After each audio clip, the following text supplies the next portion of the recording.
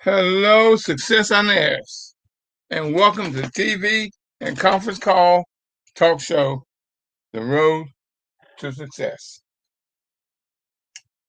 You know, this talk show is all about you. Everything you want to talk about, you want to discuss, all you got to do is let me know and we can get it on.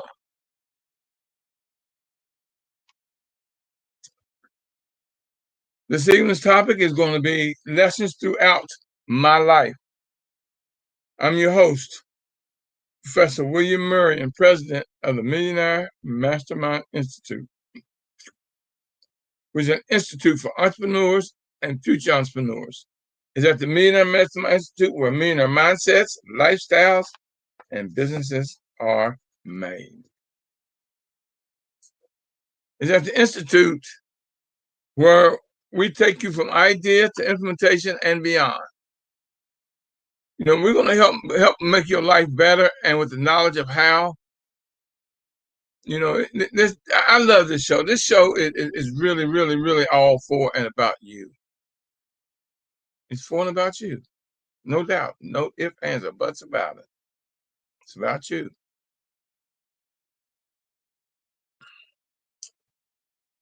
So it's here to make your life easier, give you explanation, knowledge, information, whatever you may need. It's open lines all the time. So all you got to do is speak up, speak out. You know, I was thinking about today. You know, my spirit always guides me, and I couldn't think of a title for a night show. And I said, well, I'm going to talk about, you know, my life, lessons that I've learned throughout my life. 45-year entrepreneur, 71-year-old young man. Well, I'll be 71 in 2 weeks, so, you know, September 30th is my birthday. Hey. And I think I can give you some lessons behind mine, you know, like I tell you, I didn't really lose my faith. I found reality. Now we're going to talk about lessons you learned during your life. We're going to talk about how your experiences give you a more successful future. And we always talk about whatever it is on your mind to talk about. You know, that's totally up to you. You can let that lie right there. I always enjoy doing this.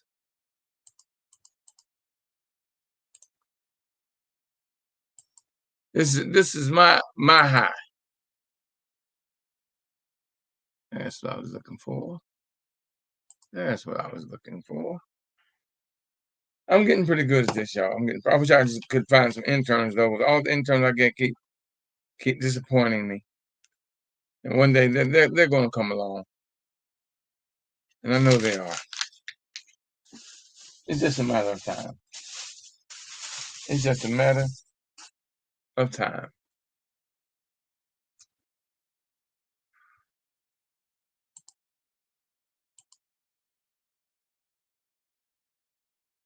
What lessons have you learned throughout your life?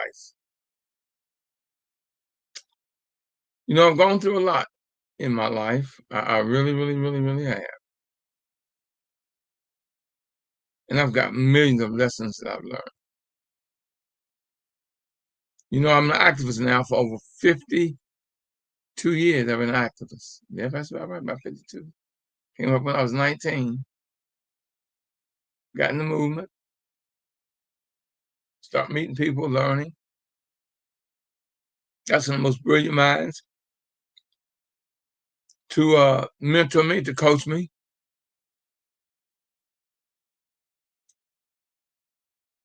And through my businesses and through life, you know, I was a fireman back in 1971. I was a DC fireman. I graduated third in a class of 27. And it was so racist that they told me at the end of my training, at the end of my year, that I didn't qualify to be a fireman. But I graduated third in my class. And that was a hard class.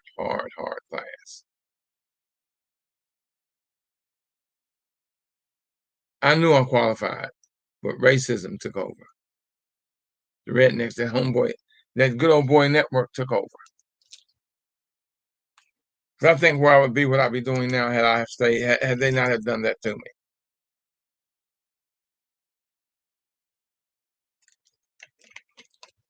But everything happened for a reason. You know, I look at life and all the ups and downs I've had, trials and tribulations, all the things that happened to me all through business, all through life. And I look at the lessons, and y'all have no idea how grateful I am. Because had not everything that happened for me, would I be where I am today? Because if any one thing in my past changed, it would have changed everything toward my future. And I love where I am now in my future. I do. I love where I am now in my future, in my present, going into my future. You know, I tell a lot of stories, you know, about things I've done, I've been through. And I look at, let me see, I was with Safeway for a while. Racism took me out there. They ended up moving me over to, when they transferred me over to, I can't think of where it was. Watergate.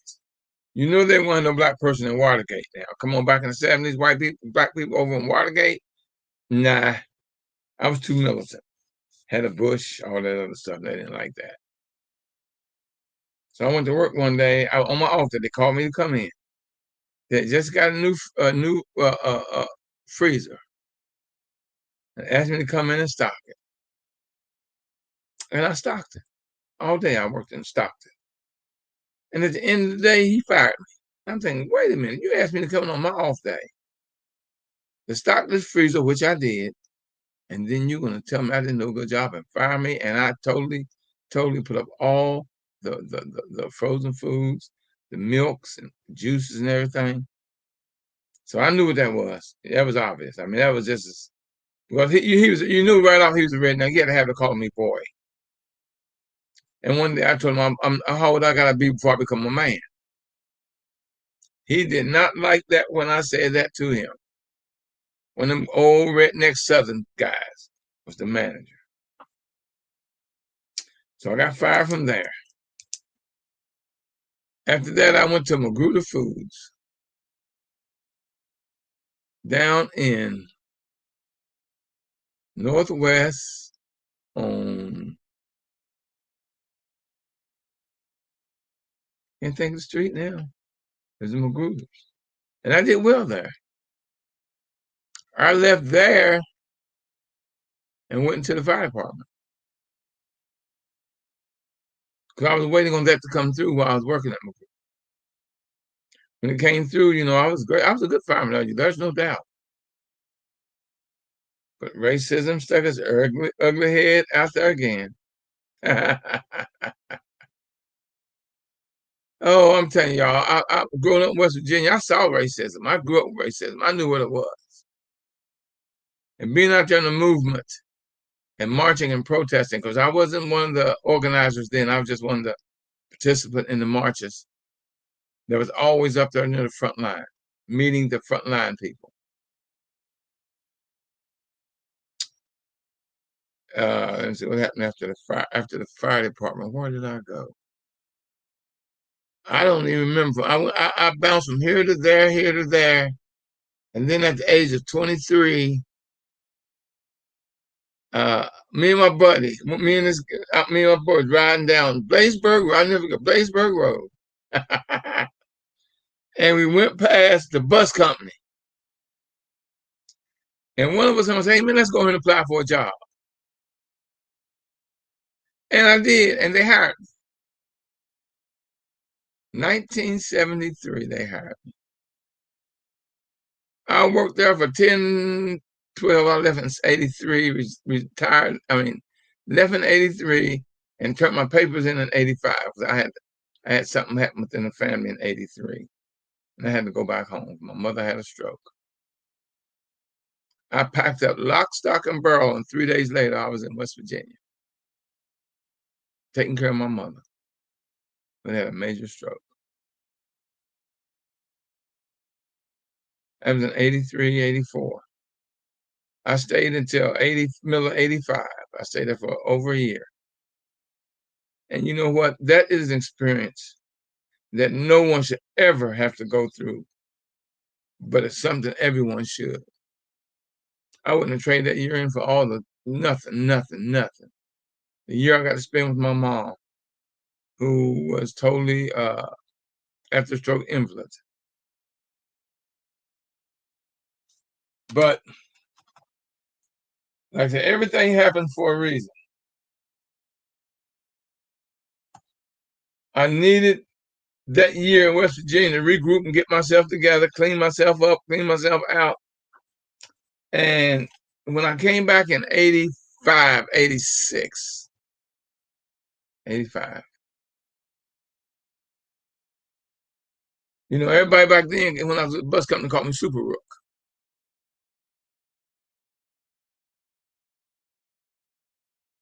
So when I came back up here, I said, okay, I'm gonna keep being an entrepreneur. I'm going to be an entrepreneur, full-fledged, wide open. And I stopped using Rook and started using William. It sounded more professional to me. From where I didn't know where I was going, but I knew William sounded better than Rook. And I started using William. I got little jobs here and little jobs there. I was driving for Lance Cookies and Crackers, delivering cookies and crackers at all these different stores downtown Northwest. And my manager, the guy that was over that territory, was stealing from me. So I said, oh, I don't need this, because I had to pay for what was short. And 1 month I was $600-something short. And I know that, but and I couldn't prove he stole from me, but I know I ended up figuring it out and seeing when they did it. So he woke up one morning, and my last truck was so close to his front door that he couldn't get his door open.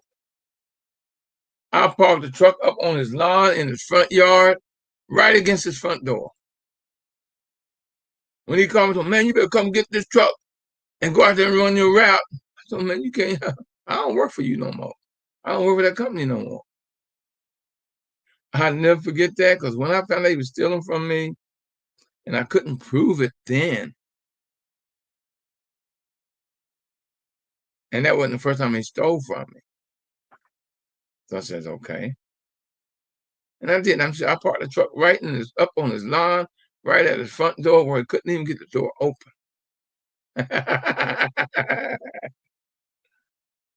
That was a great feeling. I'll never forget that long. That was one of the best feelings. I left there and got a job with Bay Leasing. Bay Leasing. The largest car leasing company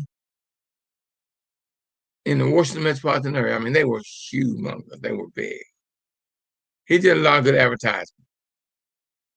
The company wasn't that big, but it did a lot of advertising. They gave everybody a chance to do business, to lease cars. And at first he hired me as a gopher. Go for this, go for that, go for that. So one day I pulled him aside. I said, look, man, what you don't realize, you got one of the top salespeople out here running around being a gopher.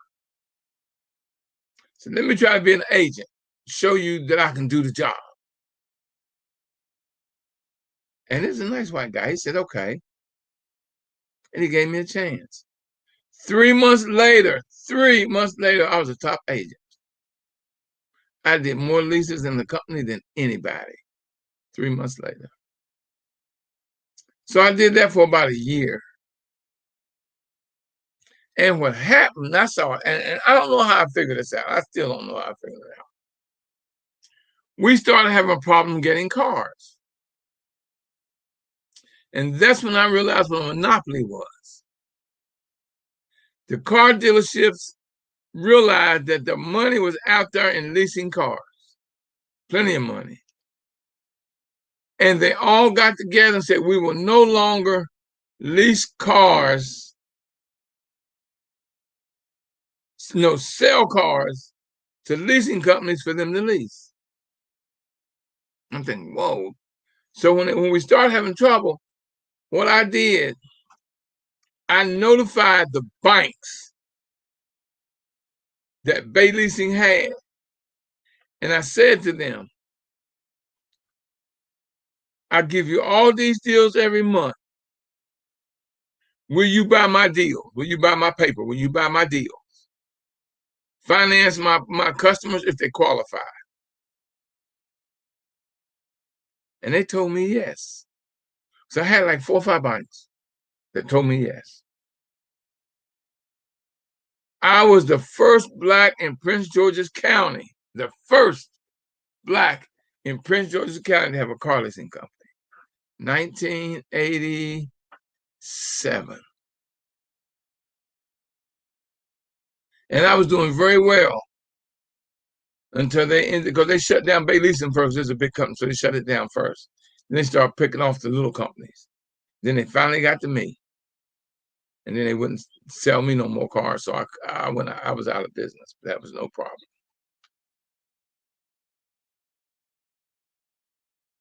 I was still out in the street hustling. I was out there selling clothes. So I had good money coming in. So I was never lost. I was always working for myself. But I took what I learned from them, their guidelines, their platform, and BDIs. I borrowed it, I duplicated it, and I improved upon it. Because Lance had one hell of a system. Lance Cookies, Crackers, and Cakes had a hell of a system. Bay Leasing had a hell of a system. I said, I'm not worried about it. I'm not unemployed. Never been. See, one thing about a hustler, only time a hustler is unemployed if he so chooses to be unemployed. A hustler is a hustler is a hustler. And he always be one. Never be unemployed. There's always something out there that a hustler can sell. And with me doing clothes and stuff and vending, I bought vehicles. I started going downtown, and you have a 4x8 foot stand. And then I met this. Well, I knew him, but then I sit down one day and talk to this guy. His name was Catman, who was, to me, one of the most successful vendors out in the street. So I used to stop after I left downtown and sit and talk to him. And one day I watched Cat sell and make about $1,500 in about 4 or 5 hours. I said, uh-oh. Now I know what I got to do. Now I know what I got to do.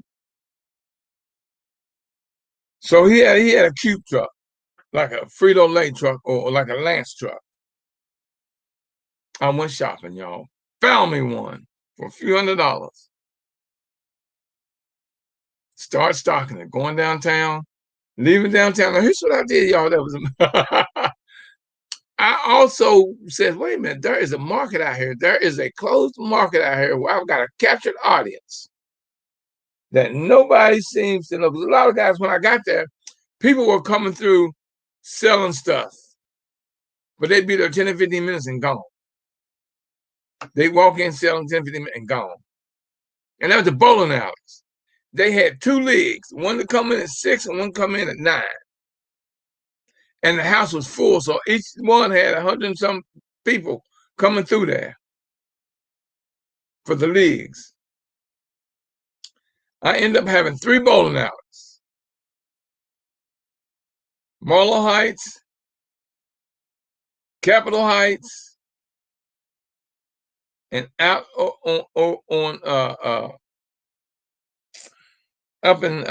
up off Georgia Avenue in Maryland's bowling alley. And I had all 3 of them. I would rotate one night, one next night, and rotate. So that means I would go to each bowling alley twice a week. And then I says, wait a minute, I'm leaving money on the table. So what I did, I bought me another van. I had that big truck. I bought me a van, hired somebody to work one of my bowling alleys. And then I hired another lady to work my other bowling alleys. That means all three bowling alleys were always working. I was at one, had two working. And I had my vending stand downtown. And I was making money. But it's hard to get somebody else to trust somebody with your money. And that one night I popped up on one of my clients, and there she was. She had bought some stuff and was sitting on the table selling instead of mine. Now she was driving. I had bought a Ford Granada that she drove to the bowling alleys and set up and stuff. So I shut her down and fired her because she's selling her stuff instead of mine. And I still got to pay the bowling alleys. That wasn't free setting up in the lobby. And then on weekends, now let me tell you what happened on weekends. I told you I was a hustler. On weekends, I started setting up on the corner of Marlboro Pike and Brooks Drive. I went and bought me a 10 by 20 foot tent. I set it up on Friday evenings and leave it up there till Sunday evening. I would work from early morning to 1 or 2 o'clock in the morning. By 8, 9 o'clock every morning, I was set up. And it was a nice size lot. I mean, that's a nice size lot right there across from the Popeyes. And what was great about it, it was a light right there. And everybody had to come off of Pennsylvania Avenue, Brooks Drive to get all those homes and all those apartments right there across the street and down the street from me. They had to go past where I was. And I was walking away every day with anywhere between $1,000 and $1,500. Plus, I was working during the week at downtown, and I had the bowling alleys. So I told you I was a hustler, y'all. I was young. Hey, hell, I wasn't but what, 30s? I was a hustler, baby. My stand, I had clothes. I had the bootleg DVD. I mean, not DVD. What was it? DVD? No. What was those what are these things called? Like this. I had these. And you know what these were well, I had those too. I had clothes and I had pictures where you come buy pictures for your house. Big picture hanging on the wall.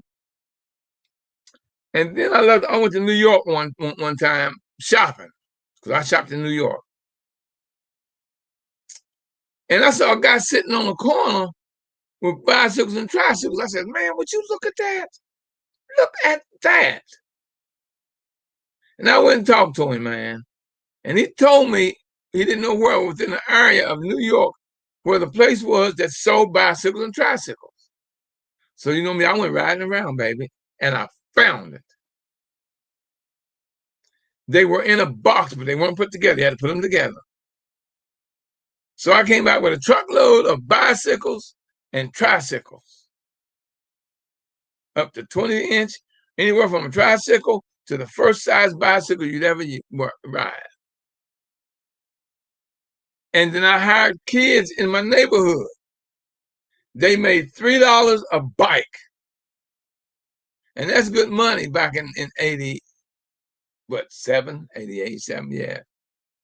Because you could put them, you could put them together in like 10 minutes. That's all it took to put them together, about 10 minutes. So they were making good money. Because you could put a bicycle tricycle together in 10 minutes. And I'd come back with God knows how many bicycles and tricycles. I'd go up there and spend $5,000 and $10,000 on bicycles and tricycles. And then, oops, guess what happened? Barney, y'all remember Barney, that purple dinosaur? Became very, very, very, very popular. I mean, kids was if Barney was on TV, that's what the kids were. They had stuffed animals about a little under 3 feet tall, stuffed animals. And he was making them, the bicycle guy. So I go up and have a half a truckload of bicycles and a half a truckload of stuffed Barneys. And I would set the Barneys on top of the tricycles up there on Marlboro Pike and Brooks Drive. I would set them up in the lobby at the bowling alleys. I'd set them up downtown. Man, I was making so much money. I mean, I was living like a king. I was living like a king.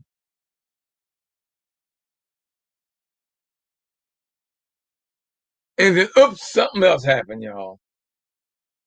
Y'all remember when Power Rangers first came out? There was 6 of them. Blue, yellow, red, black, couple other colors. Well, I had all of them. They was about 36 inches tall. Well, I had all those sitting out on top of the tricycles and bicycles. I was, y'all, and with the pictures and with the clothes, the latest. I had good clothes, fashions. I go to New York to the fashion garment and buy. And I was learning business, self-taught, hustling. Yes, I was putting a lot of long hours, but it was worth it for me. What I learned from all of that was just preparing me for my future. That's all. It's preparing me for my future.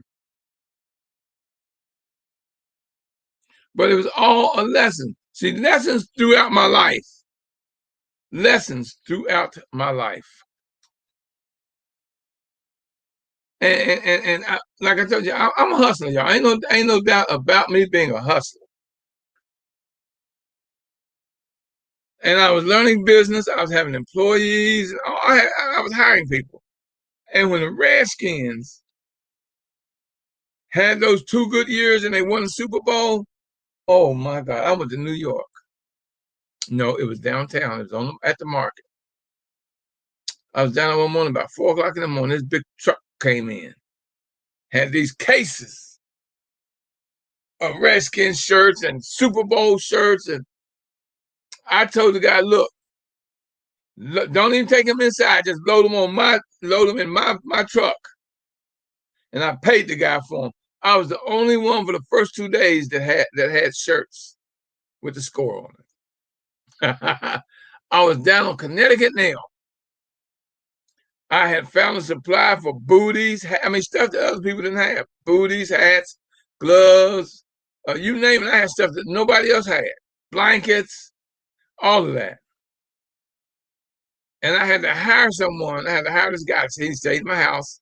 I left out and left him at the house, and he'd bring my truck downtown and set up. He was on one corner, I was on another. And right down the street, about a half a block from me, was a store that had paraphernalia.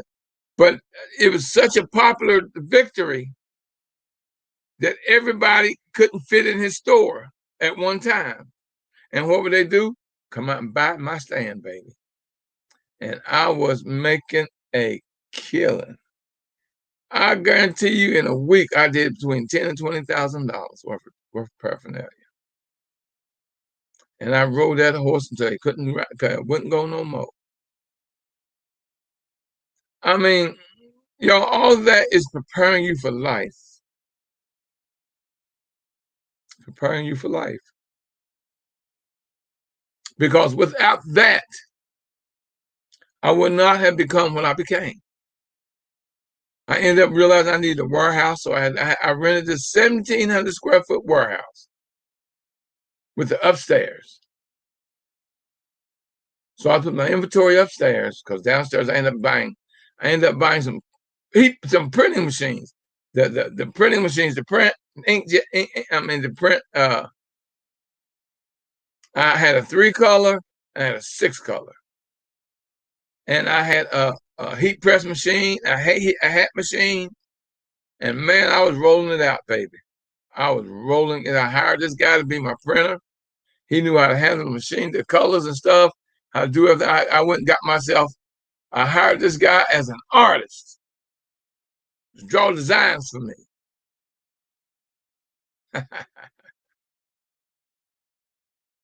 And then I started wholesale.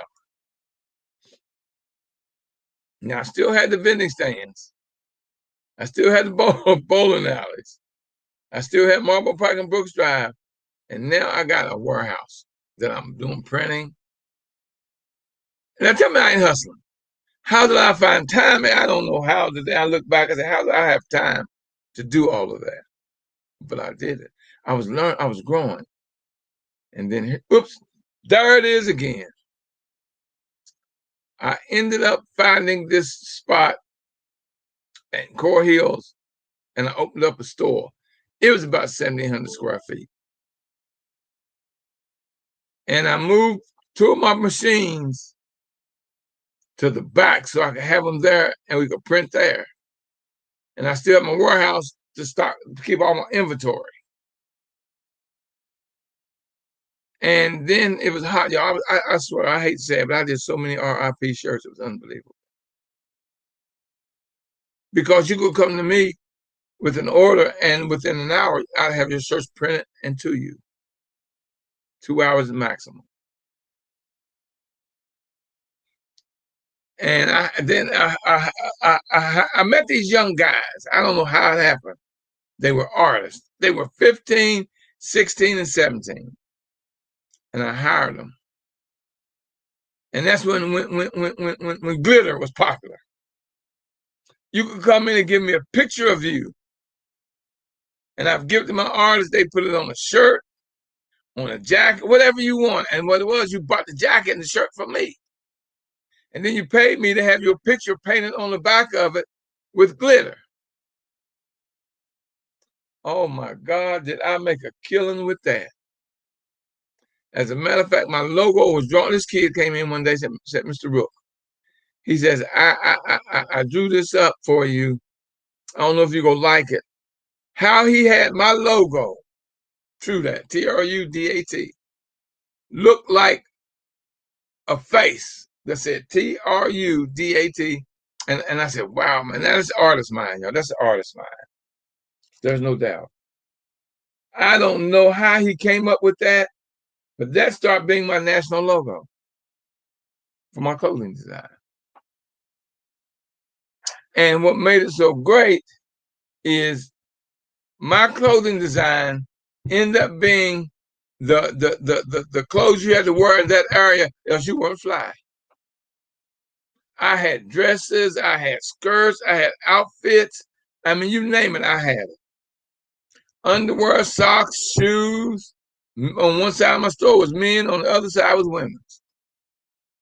And then they were wearing blank t-shirts, so I was selling blank t-shirts. I had a table sitting out front with all my bootleg CDs and stuff on it. I mean, y'all, I was a true hustler. Mm, mm, mm. The lessons I learned. The lessons I learned. And I was an activist.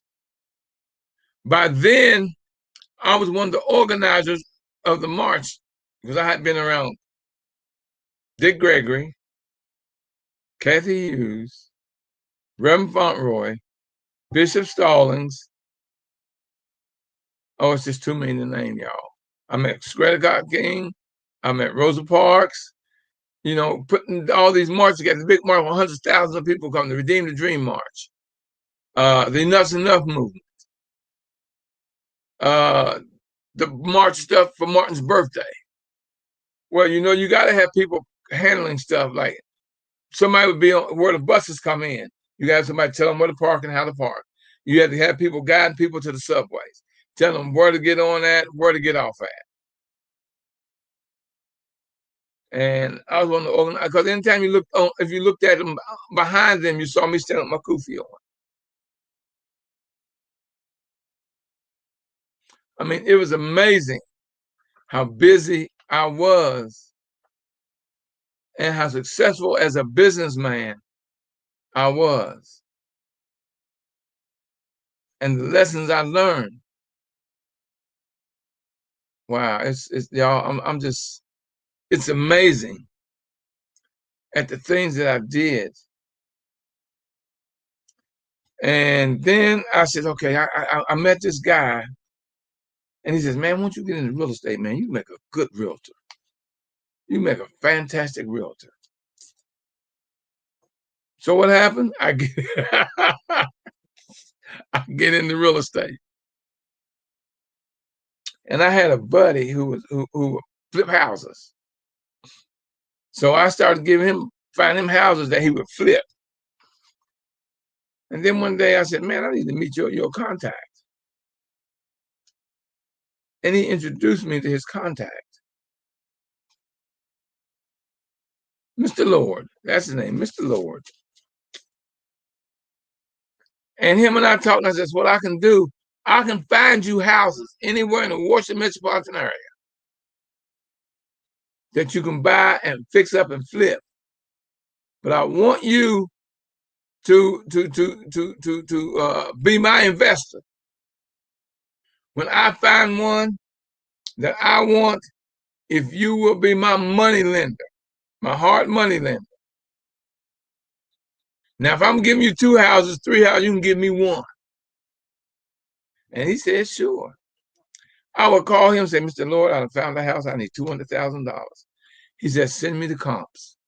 Within 24 to 48 hours, I had the money.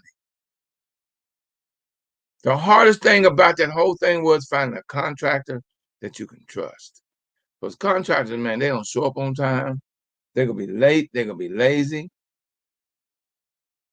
And that's the hardest part of all of that. But I was making money off of that too, baby. Was I ever.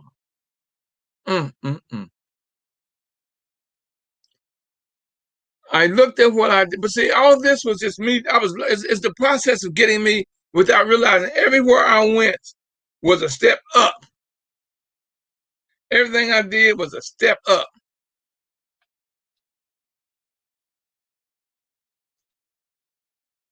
And people were coming to me. And honest with you, they still do. I still got all these people years ago that I sold houses to that are still calling me for information. I've got agents that I still give deals to. I've got lenders I still give deals to. I've been out of real estate now, y'all, about 5 years. Oh, yesterday, I saw this lady in the neighborhood taking pictures. So when I looked up, she was down on my street, and I walked outside and I said, and you are? She told me her name. She says, you look familiar. Says, who are you? I said, William Murray. She told me who she was. Me and her were in the same real estate company with Keller Williams. Caldwell Banker first. Then we went to Keller Williams. And we were at the same company for a while. Because I was in real estate, y'all, at that one company 10 years. I was with another company for a year. I left them, went to another company for a year before I said I didn't have time. My speaking was taking off so much. And I was getting such good speaking engagements that I gave up real estate. Because it wasn't fair. Because now this is where my heart was, y'all. Once I got into speaking, oh my God. Oh, and how I got into speaking. I went to a class one day, and I can't remember, it was at a hotel somewhere. It cost me $1,000, y'all. This class cost me $1,000. So I'm in the class and I'm listening to the guy. And I'm looking in the room and I'm saying, I've got all this knowledge, all this information, and people are constantly picking my brain. It was 175 people in the room at $1,000. I said, oh, hell yes, I can do this. And I started preparing myself, started studying, talking to people about speaking. And of course, I tell you the story about how people tell me, oh, Mr. Murray, Rook, or William, you can't do it because you stutter, you stammer, and your country. Who's going to listen to you?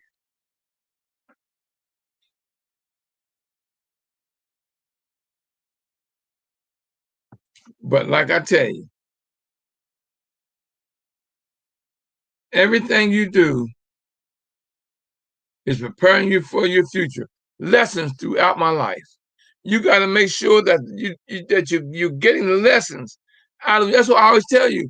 Every day, ask yourself, what did I learn today? You think I could be as successful as I am right now had I not have taken time for? And see, here's the thing. Every time I went to New York, I never listen to music. I love music, but I'm not a music person. I'm an information junkie, and y'all know that from all the studies and stuff I put in. I love Les Brown, and I happened to meet Les Brown. Les Brown and I was doing business together at one time. But what we were going to try to do through the company fell apart. And we didn't quite get it off the ground, but walking away from it was good because we wouldn't have made our money back off of that deal. Les Brown and I. And I tease Les Brown every time I see him. I told Les, you wouldn't be a millionaire today, wasn't for me. I bought so much of your stuff, I made you a millionaire. I was listening to Les going up and coming back. If Les had to put something out, I was listening to it. See, that's before YouTube. So you had to have CDs. If y'all saw all the 8-track, all the cassettes and CDs I got of speakers and presentations, wow. All of them were lessons throughout my life. Lines are open, somebody. You want to talk to me? I know everybody's got lessons throughout their life. Talk to me. Lines are open. For those of you on social media, if you want to post something on the post, I'll read it.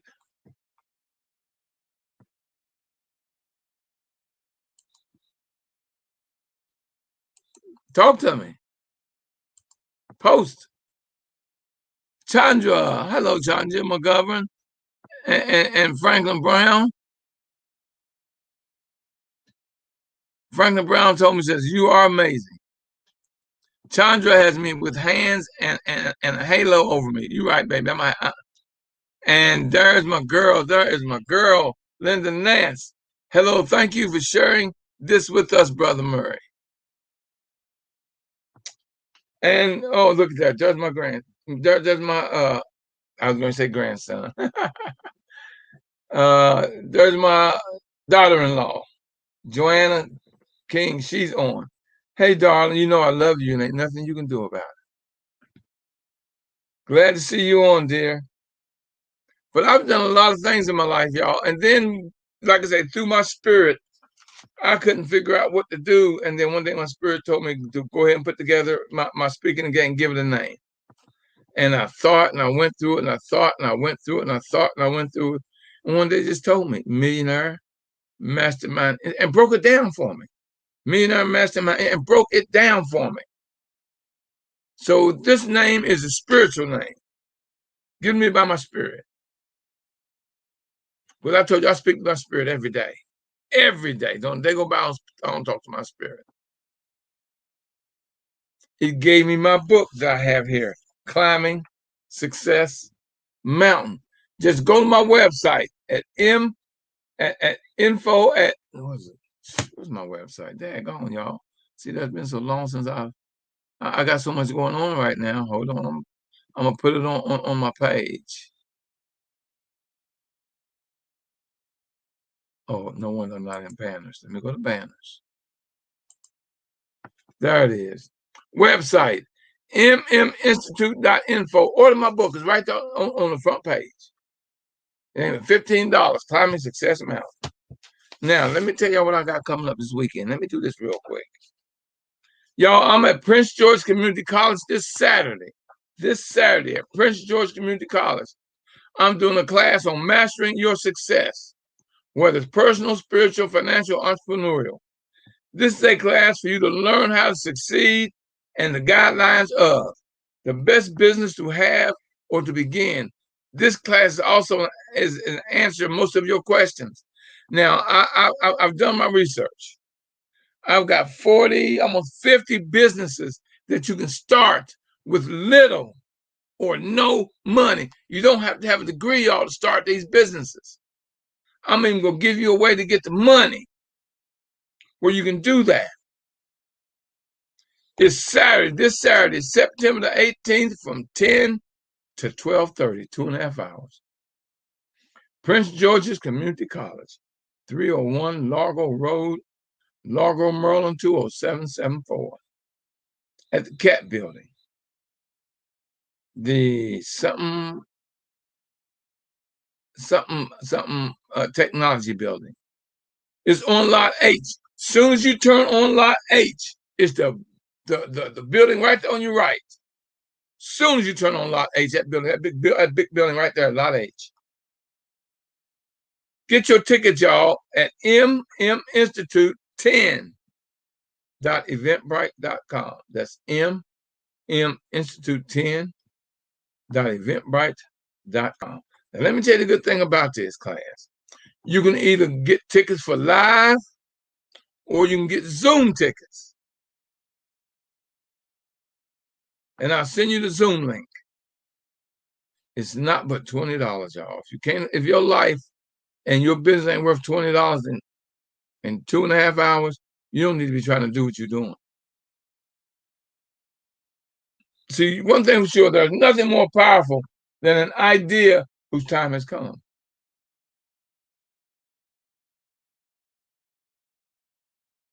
This Saturday, 10 to 12:30, Prince George Community College, CAT building, room 210. Room 210. Get your tickets at mminstitute10.eventbrite.com. Now, y'all, we can't sell tickets at the door. Now, here's the great thing about it. I'm giving this away. If you buy a ticket, bring your teenager for free. Bring one teenager for free. Y'all, we got to start bringing our kids out and letting them see these type of things, these classes, something like this. Teach them entrepreneurship.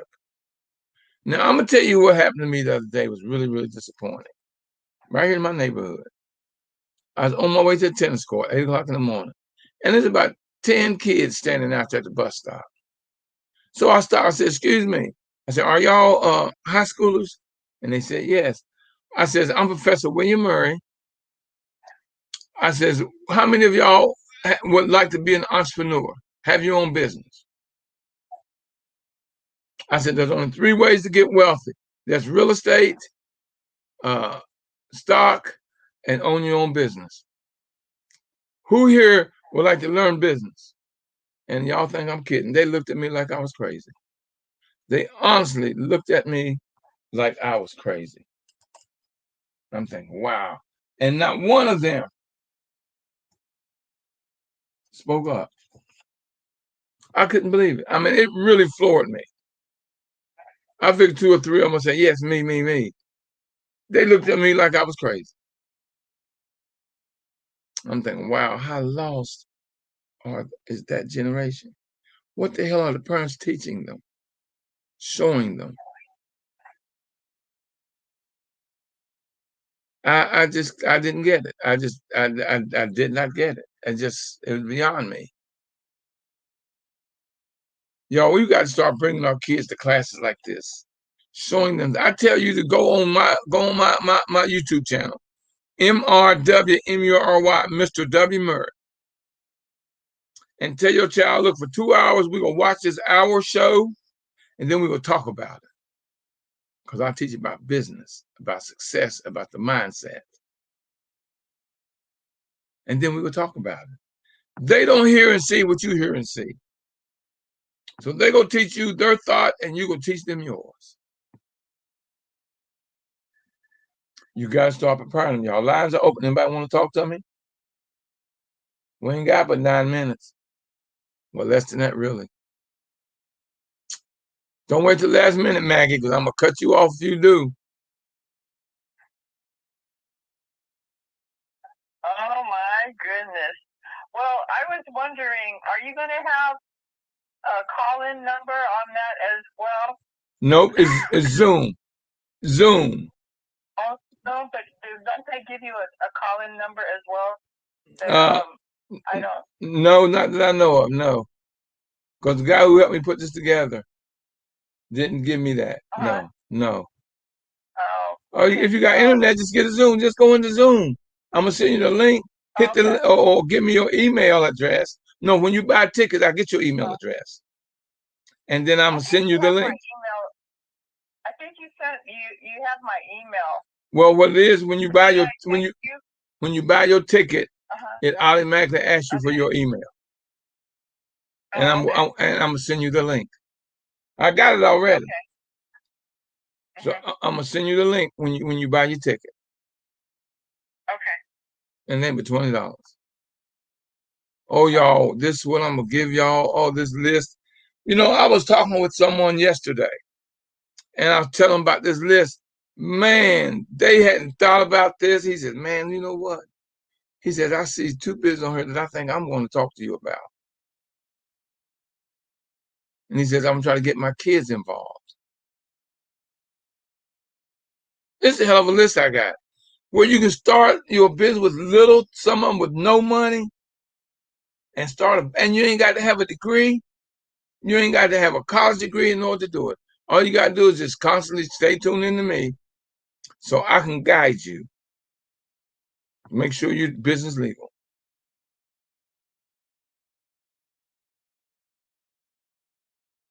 Just that simple.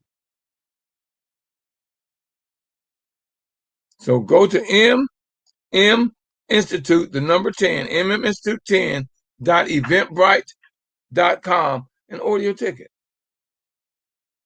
It's on there for if you will come live to the class, and it's on there if you're going to do the Zoom class. Can you repeat that? MM Institute 10. Oh, Institute. Okay. mminstitute10.eventbrite.com. Okay. .event. Right, BRITE.com. And you've been wanting to come to my classes, Maggie, so ain't no excuse. I got it set up now where you can attend every one of my classes. Okay. So I expect to see your face in the place Saturday. And you can talk to me. The whole thing, you can talk to me. You got questions? I got somebody sitting there watching the screen. You give me your question. And we're going to have a discussion. Because you can also talk live. That's good. I won't see you, but you can talk live, just like here now. That's good. mminstitute10.eventbrite.com. Prince George Community College, Cat Building, Lot H, Room 210. Park on Lot H, y'all. You can't miss the building. It's right on your right. That big building. You ain't going to miss that building. Tell Lottie Di and everybody, y'all. You don't know who you're giving a blessing to. Everything that you're learning from me, everything you're going through right now is towards your future. Hey, baby girl, I see you out there. How you doing? I was going to say it's not by accident who's on the call, who's attending your classes. None of that is by accident. It's all intentional, Mr. Murray. That's my thought. Well, I tell you, every day God drops blessings in somebody's lap. Put your lap where God's dropping the blessing. Just that simple. This is going to be a blessing. I'm going to give you all these companies, all these businesses that you can start for little or no money, and you don't need a degree to have them.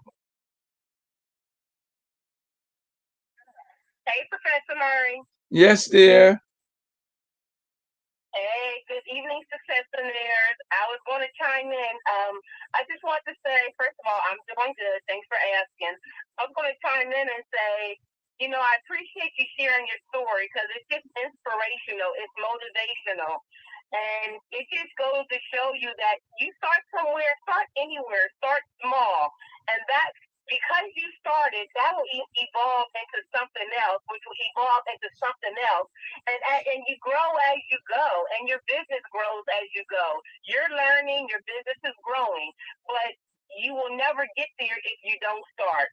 So I just appreciate you sharing your story because it's motivational and it's inspirational. So I appreciate you for you and your journey because of your journey is why you're able to get on this call and share with us like you do. Well, thank you, dear. But as you see, I've had several businesses. Each of them have grown from the one I had before. I didn't quit one to start another one. I evolved. I evolved. And then what you ended up having was you started one place, but you ended up with multiple streams of income, and that's the goal. Yes. Not just to have one income, but multiple streams of income. And they were all centered on my vending, on me hustling. So I was focused. I didn't go out. I stayed in my lane. But you started, and that's the big point. You started somewhere. Yes, that's the big point. And as you have shared in the past, that you started as a hustler. You started on the opposite side of the fence, but you came to this side of the fence, and your business grew, and your business grew. But you started, and it was a journey. It was a journey. Oh shoot! It was a journey. I'm sorry, I'm driving. It was a journey. You started somewhere, and you evolve. You constantly evolve. So again, I just appreciate you for the journey because of your journey, you're able to share with us, and hopefully make a difference in our lives, push us to fulfill our goals, work a little harder, strive a little harder, hustle a little harder. But I just thank you for these opportunities like this to call into the call to get that kind of nudge. Thank you, baby. And I need to talk to you, so you need to call me tomorrow. Okay? Okay, it'll probably be later in the day. It don't matter. When you dial the number, okay, I'll answer. All right, gotcha. All right, baby, love you. Love you too, Papa Bear. Well, y'all know what y'all looking at the clock. Y'all see what time it is. Do y'all see what time it is? And remember, y'all, everything you go through is just a journey and a lesson for you for tomorrow. Look at what I've gone through to get to where I am. My spirit guided me to be what I am.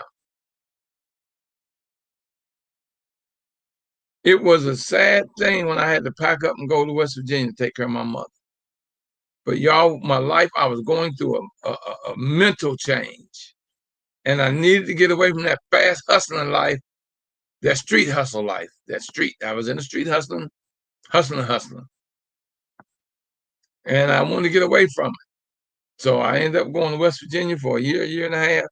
Came back. I said, I'm not going back into that type of that lifestyle again. And I took everything I was doing after like that and turned it into something legal.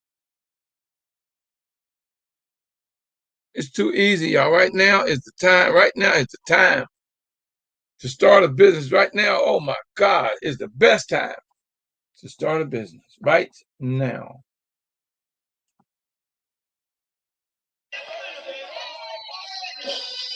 And I always tell you, if you push me, I'll pull you. If you pull me, I'll push you. Y'all, it's not going to matter whether I'm pushing or I'm pulling y'all. We're going to get there together. And the next time, y'all, God bless. And I love you, and ain't nothing you can do about it. And the next time, y'all, God bless, and keep working on your road to success. Good night, and God bless.